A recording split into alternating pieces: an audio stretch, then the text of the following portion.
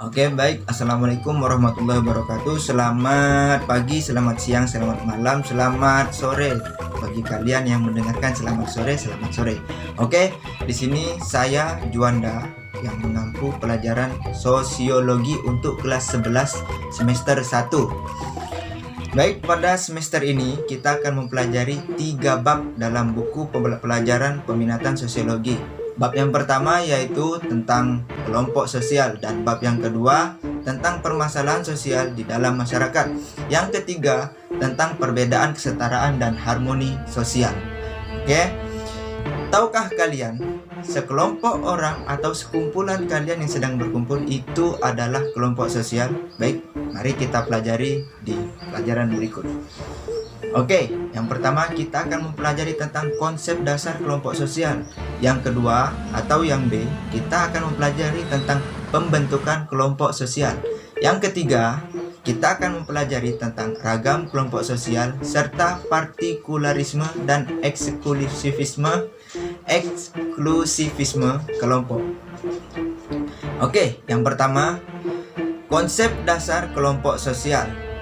Ada 3, dibagi menjadi 3, yaitu yang pertama tentang pengertian dan ciri-ciri kelompok sosial. Oke, ciri-ciri kelompok sosial yaitu saya berikan contoh 1. Yang pertama adalah adanya dorongan yang sama antara individu yang satu dengan yang lain. Dan selanjutnya kalian kemukakan bersama teman-teman kalian atau kelompok kalian. Yang pertama, pengertian dan ciri-ciri kelompok sosial sudah saya sebutkan tadi. Yang pertama, apa saja ciri-ciri kelompok sosial? Coba kalian diskusikan dengan kelompok kalian atau teman-teman kalian yang ada di sekitar rumah kalian atau teman-teman terdekat Anda. Yang kedua, kita masuk ke dalam kelompok fungsi sosial.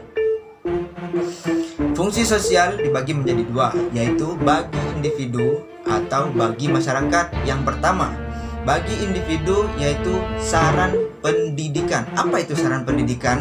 Saran pendidikan adalah saran bagi kalian untuk berpendidikan. Nah, seperti kalian berkelompok di sekitar kelompok rumah kalian, di sekitar tetangga di sebelah kiri kanan.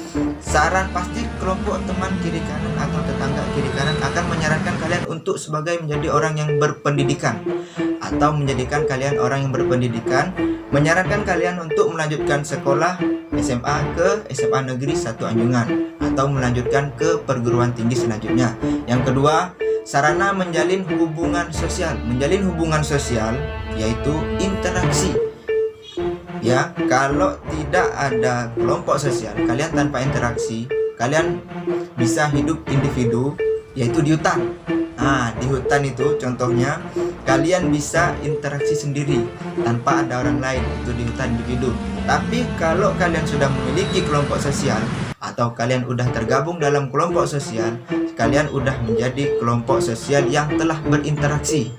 Oke, yang ketiga, sarana pemecahan masalah. Jika kalian punya masalah individu, masalah kelompok, kalian akan memecahkan masalah bersama kelompok sosial kalian.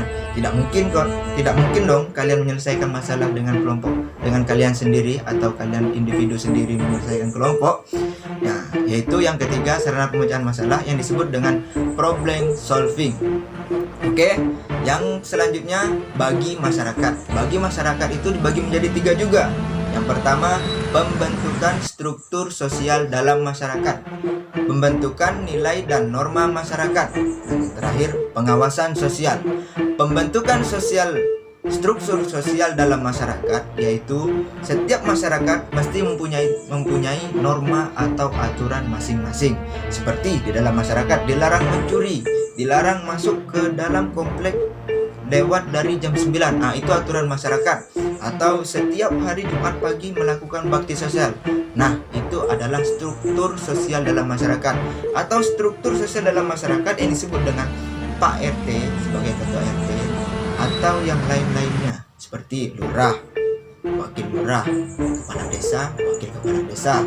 Oke, selanjutnya yang kedua, pembentukan nilai dan norma masyarakat. Nilai dan norma masyarakat yang disebut dengan kata sehari-hari kita adalah aturan. Ada yang aturannya seperti yang saya sebutkan di pertama tadi, hari Jumat pagi atau Minggu pagi kita melakukan bakti sosial atau melakukan kerja bakti gotong royong di kelompok sosial kita atau di masyarakat kita. Oke, yang selanjutnya pengawasan sosial. Apa itu pengawasan sosial? Pengawasan sosial adalah pengawasan terhadap kelompok masyarakat, antar kelompok, antar individu yang ada di dalam masyarakat. Yaitu jika kalian melakukan sesuatu hal yang tidak diinginkan oleh masyarakat, maka kalian akan ditegur. Nah, itu adalah sebagai salah satu contoh dari pengawasan sosial. Baik, yang selanjutnya, yang ketiga adalah kelompok sosial dalam pendekatan sosiologi. Oke, yang pertama itu kelompok sosial dalam pendekatan sosiologi dibagi menjadi tiga. Yang pertama, kelompok sosial merupakan bagian dari dalam masyarakat. Yang kedua, setiap anggota masyarakat terkait dan berhubungan dengan kelompok-kelompok sosial. Yang ketiga, melalui kelompok sosial, setiap individu melakukan social experience. Baik, saya akan menjelaskan satu-satu. Yang pertama, kelompok sosial merupakan bagian dari dalam masyarakat. Kelompok sosial itu adalah kelompok manusia yang berkumpul di dalam suatu daerah atau suatu tempat yang membentuk menjadi kelompok atau organisasi, merupakan bagian dari dalam masyarakat. Misalnya, dalam masyarakat pasti ada kelompok gotong royong, kelompok PKK, kelompok misalnya kelompok pengajian kalau di dalam Islam, kelompok macam-macam lah, kelompok banyak. Seperti kelompok tani juga itu termasuk dalam kelompok sosial, merupakan bagian dalam masyarakat. Yang kedua, setiap anggota masyarakat terkait dan berhubungan dengan kelompok-kelompok sosial. Jadi setiap individu atau setiap masyarakat yang ada di dalam lingkungan tersebut berhubungan dengan kelompok-kelompok sosial. Seperti PKK tadi, ibu-ibu PKK mengadakan bakti sosial atau sumbangsi kepada masyarakat yang merasa kekurangan atau merasa masyarakat itu mendapat musibah atau dan lainnya. Nah, itu termasuk dalam kaitan antara kelompok sosial dengan masyarakat. Yang ketiga, melalui kelompok sosial. Dari kelompok sosial tadi, setiap individu melakukan social experience. Apa itu social experience? Social experience adalah interaksi antar kalian, individu kalian terhadap orang lain, atau individu dengan kelompok, kelompok dengan individu adalah social experience. Maupun itu interaksi dengan bicara, interaksi tatap mata, senyum-senyum, tatap muka, ini kode-kode.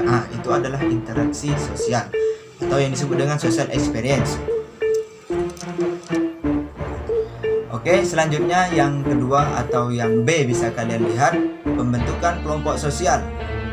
Yang pertama adalah latar belakang terbentuknya kelompok sosial. Yang kedua, faktor-faktor yang perlu diperhatikan dalam pembentukan kelompok sosial.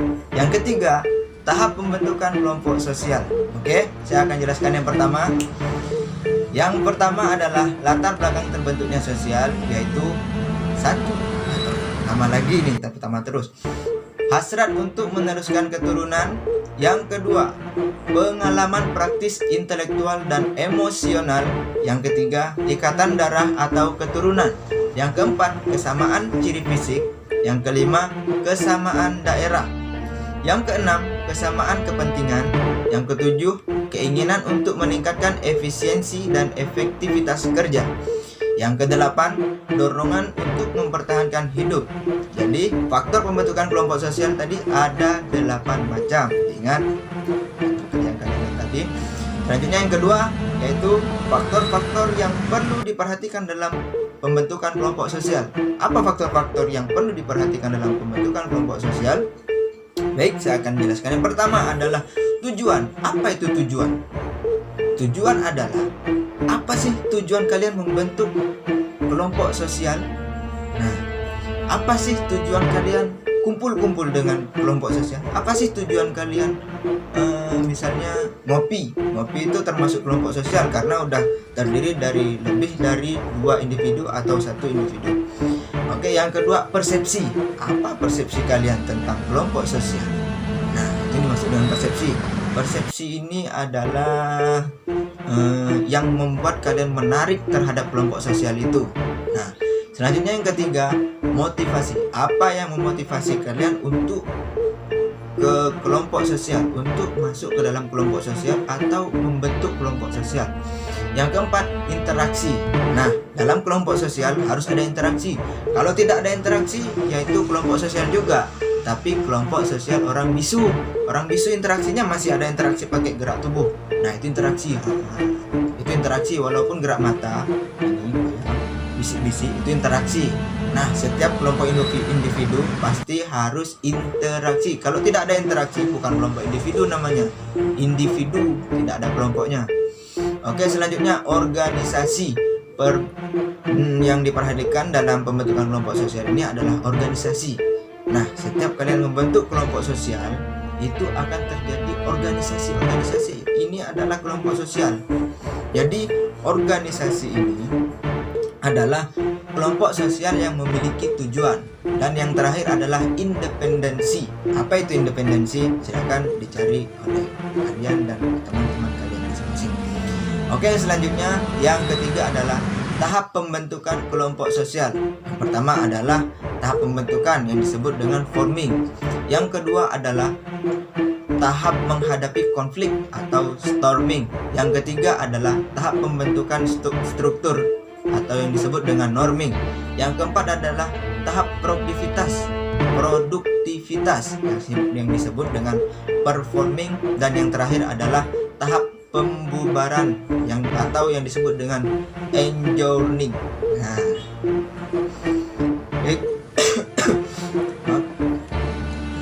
selanjutnya yang C, ragam kelompok sosial serta partikularisme. Itu dibagi menjadi dua. Yang pertama, ragam kelompok sosial. Yang kedua, universalisme atau partikularisme dan eksklusivisme kelompok. Oke, selanjutnya bisa kalian lihat di sini. Itu adalah masing-masing kelompok sosial. Baik, sampai di sini saya menjelaskannya. Silakan kalian bagi kelas 11 IPS 1, 11 IPS 2, 11 IPS 3, dan 11 IPS 4 isi di dalam komentar kalian sesuai nama kalian. Itu adalah absen kalian dalam mengikuti pelajaran sosiologi pada semester ini. Oke, terima kasih. Itu saja dulu. Selanjutnya nanti akan kita lanjutkan di video selanjutnya. Oke, terima kasih. Assalamualaikum warahmatullahi wabarakatuh.